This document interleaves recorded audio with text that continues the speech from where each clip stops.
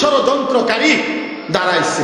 দুই একজন নামধারী লেবাসদারি মৌলবী ভাড়া করলেই একটি কাফেলা ইসলামের নামে চলে না।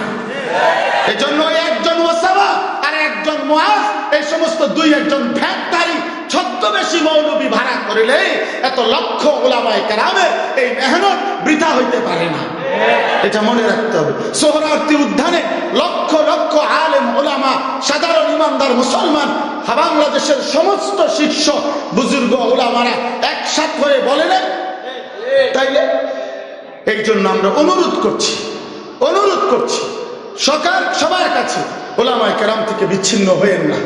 বলেন ইনশাআল্লাহ আগামী 31শে জানুয়ারি, 1 ফেব্রুয়ারি, 2 ফেব্রুয়ারি বিশ্ব ইজতেমা।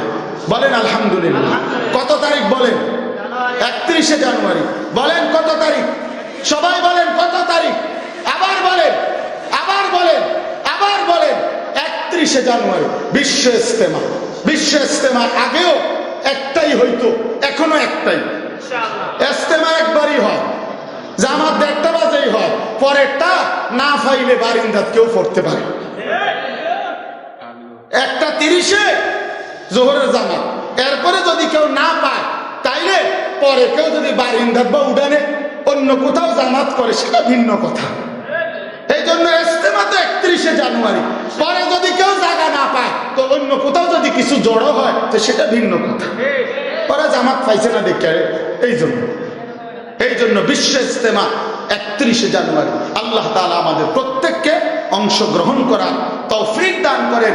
ওলামায়ে কেরাম থেকে বিচ্ছিন্ন হয়ে চলবে না। দুই একজনকে হত্যা করে, শহীদ করে, আরে লক্ষ আলেম আমার মতো আনিসুর রহমান আশরাফিকেও শহীদ করে কিচ্ছু হবে না। শহীদের পবিত্র রক্তে কালেমার পতাকা উড়বে ইনশাআল্লাহ।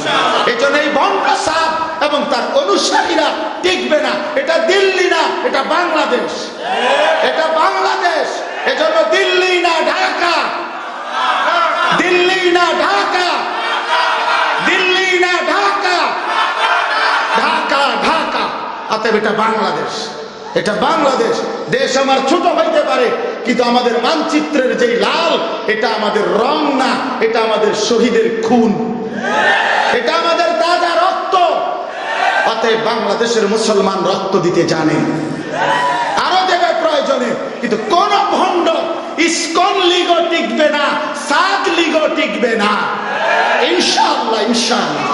আল্লাহ তাআলা তৌফিক দান করেন। আল্লাহ তাআলা আজকের মাহফিলকে কবুল করে নেন। এই ভণ্ডদের, প্রতারকদের হাত থেকে উম্মতে মুসলিমাকে ওলামাদের কাছে আল্লাহ তাআলা তত্ত্বাবধানে থেকে ঈমান আমলের মেহনত করার তৌফিক দান করেন।